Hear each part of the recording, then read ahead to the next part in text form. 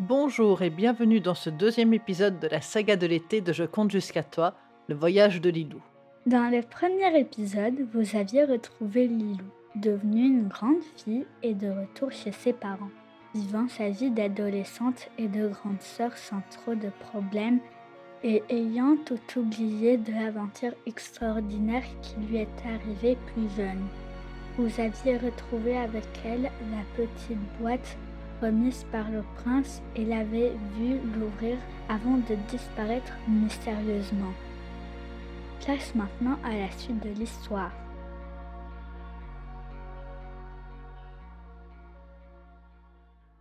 Dans la chambre vide, la porte s'ouvre. Une petite silhouette aux cheveux en bataille entre dans la pièce, regarde autour d'elle. Le vent fait battre légèrement les rideaux. Elle regarde sous le bureau, sous le lit. « Lilou ? Lilou, il est où ?» Une petite main ramasse la boîte en bois clair et repart sur la pointe des pieds. Dans le vortex, Lilou est secouée dans tous les sens, Barbotte cramponnée de toutes ses griffes au devant de sa robe. Malgré le bruit du vent, elle entend ses miaulements déchirants. Pourtant, elle n'a pas peur. Elle a l'impression d'être à la bonne place, au bon moment, d'être sur le point de se souvenir de quelque chose d'important, de très important. Elle se sent un peu bizarre aussi, comme si son corps ne lui appartenait plus vraiment. Ou comme s'il changeait. Et elle a beau ouvrir les yeux, elle ne voit rien. Rien que les tourbillons du vent. Comme si une énorme tornade était en train de l'emporter au loin, et toujours le bruit sourd du vent qui l'entoure. Aussi soudainement qu'il est apparu, l'ouragan se dissipe. Lilou cligne des paupières, tend l'oreille. Un silence surnaturel l'entoure. Elle ouvre grand les yeux et regarde autour d'elle. Elle flotte dans le noir. Un néant des plus absolus l'entoure. Enfin non, pas tout à fait. En regardant bien, elle distingue des petits points de lumière sur cette énorme toile noire. Certains plus gros que d'autres, des points de différentes couleurs. En tournant la tête, elle voit comme de grands voiles blancs et laiteux. Et tout à coup, elle comprend. Sous ses yeux ébahis se dessinent planètes, étoiles, mondes et galaxies. Elle est suspendue dans le vide de l'espace, à la croisée des mondes, au milieu de tout et de nulle part en même temps. Elle tourne la tête, regarde partout autour d'elle. Pas de planète en vue, que ce soit la Terre ou une autre inconnue. Non, juste les vagues laiteuses de ces galaxies, les diamants des étoiles dans le ciel d'un noir d'encre et son immobilité. Soudain, les points deviennent lignes. Il n'y a pas de vent, mais elle se sent bouger, et vite, très vite avec ça. Un petit point lumineux droit devant elle grandit, grandit, grandit, jusqu'à être la seule chose visible dans son champ de vision. Une lumière blanche, intense, l'éblouit, l'oblige à fermer les yeux. Quand elle les rouvre, elle est à nouveau immobile, flottant loin au-dessus d'un globe bleu. Elle voit la courbure de la planète, devine les deux lunes qui gravitent autour. Elle cligne des yeux et bouge. Les étoiles en arrière-plan disparaissent. La planète devient de plus en plus proche. Elle distingue des continents, des mers. Elle se rapproche de plus en plus vite. Les mers se font océans déchaînés, les continents chaînes montagneuses et plaines. Sur les plus hauts sommets recouverts de neige, le soleil couchant renvoie des reflets de sang. Et puis le sol, de plus en plus proche. Lilou voit le sable d'une plage, la lisière des vagues et, un peu plus loin sur le sable, de hauts palmiers agités par une douce brise. Elle ouvre la bouche, prend sa respiration pour crier et heurte violemment le sable. Juste avant de s'évanouir, elle voit le soleil, loin derrière le sable et les palmiers disparaître derrière les immenses montagnes. Nuit noire. Quand elle ouvre les yeux, la mer lui lèche les pieds. L'eau est tiède. Ça doit faire un moment que Barbotte lui lèche le visage, avec sa langue toute râpeuse, parce qu'elle sent sa joue tout irritée.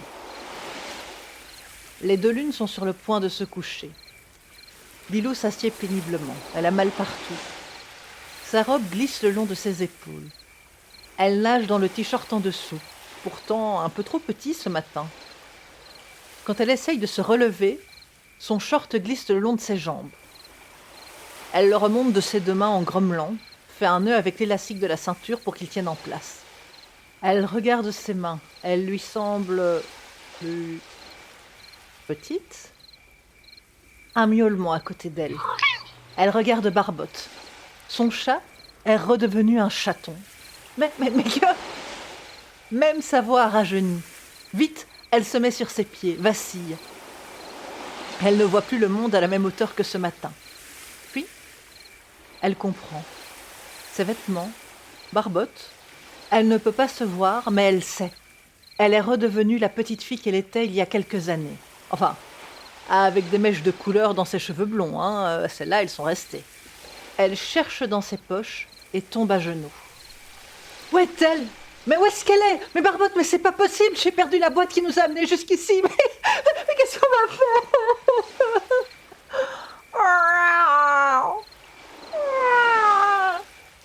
Barbotte lui pousse la main du museau, s'assied sur ses genoux et lui réclame des caresses.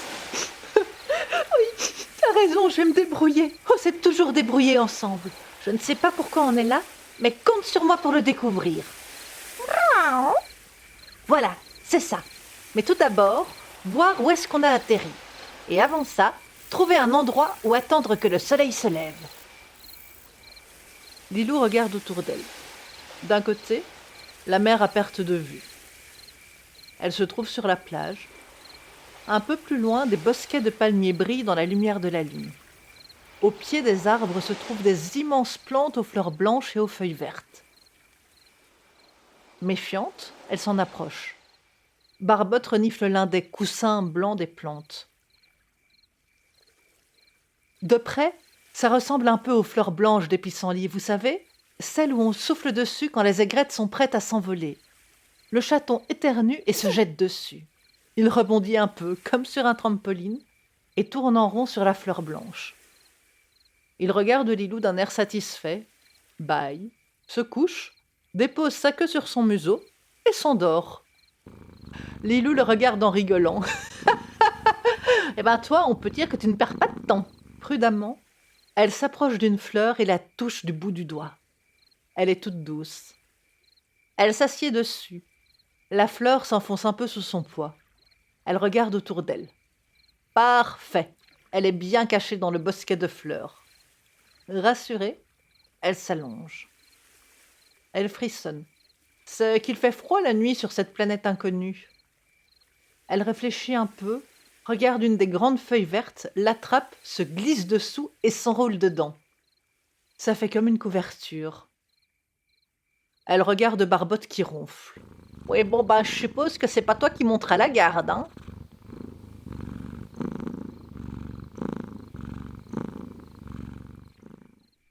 Elle essaye bien de garder les yeux ouverts, mais son lit improvisé est trop confortable et ses émotions trop fortes. Elle s'endort rapidement, bercée par le ressac de la mer et le chant nocturne de la plage. Ce sont les chants matinaux des oiseaux qui la réveillent. Elle s'étire, ouvre grand les yeux et regarde autour d'elle. « Ah, ce n'était donc pas un rêve. Barbotte, tu te réveilles ? Barbotte ? Mais où est-ce que tu es ?» Elle se lève vite inquiète. Elle regarde sur le sable blanc et voit les traces de pattes du chaton. Elle les suit et le retrouve, le museau plongé dans un fruit rouge à l'odeur délicieuse. « Eh bien, Barbotte, tu as trouvé le petit déjeuner ?» Autour d'elle, des énormes plantes, avec des fruits plus grands que sa tête à l'odeur de fraise. Elle en décroche un et mord dedans. « Mais c'est délicieux !»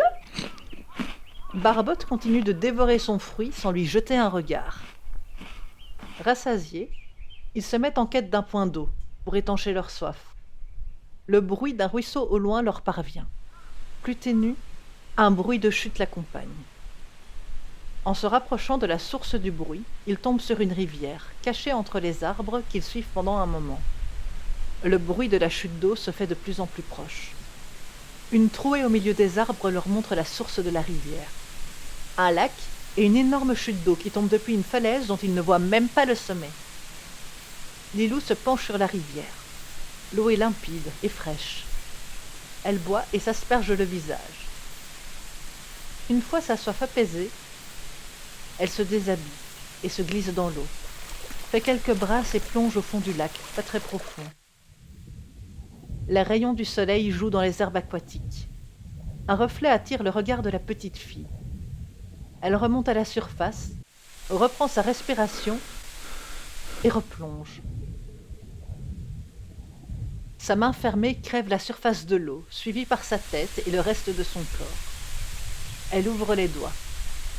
Dans sa paume repose une bague, un simple anneau d'argent avec une pierre verte incrustée à l'intérieur. De retour sur le bord, elle s'ébroue comme un chien, se sèche un peu avec l'aide de feuilles et se rhabille. Atchoum!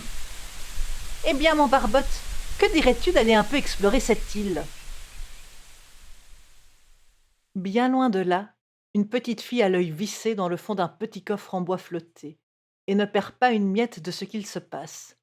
Lilou? Fais quoi, Lilou?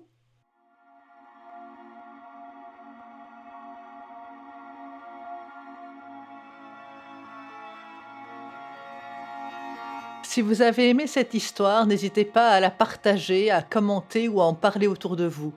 Vous pouvez me retrouver sur Twitter, @loliconte, sur toutes les applications de podcast en cherchant simplement Je compte jusqu'à toi, ou sur mon site lendewell.com/histoire. Merci beaucoup et à bientôt.